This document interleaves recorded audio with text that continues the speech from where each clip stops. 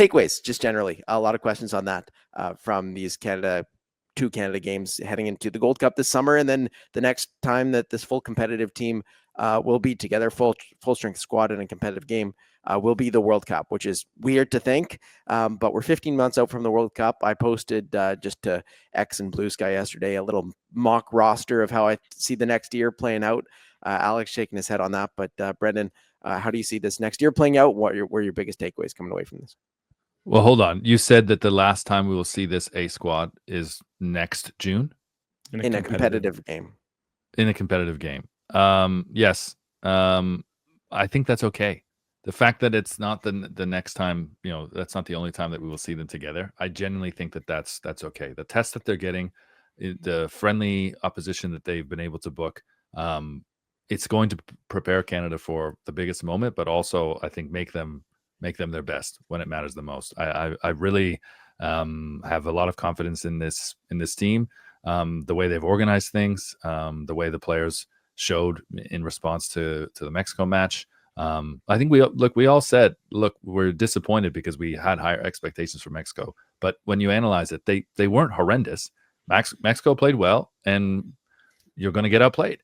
I think that they're in a really strong position to impress a lot of people, man. And I really think that it's kind of a dream scenario, because this is a team that I think will really capture the country in ways that the World Cup team wasn't ready to do so in 2022.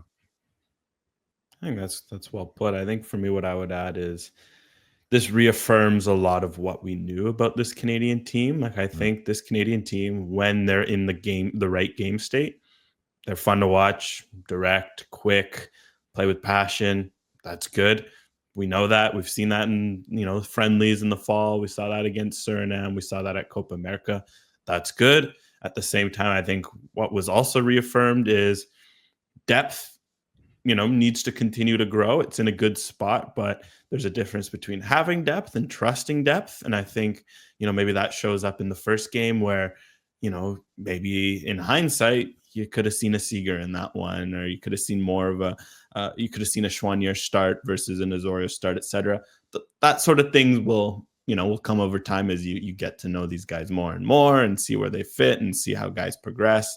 It also reaffirmed, and this is something, again, that I'm very curious to see in the friendlies. I am like, what's Jesse Marsch's plan B? Because his plan A is very good. It works. But this is football. What happens when Mexico comes and punches you in the face and sits back and says, we're going to do everything that you don't like, beat us? What's the plan B? Because as much as you don't want to plan for it, that's a chance at the World Cup. There's some world-class players. You're playing a team, and world-class player does a world-class thing, and then they sit back. What's the plan?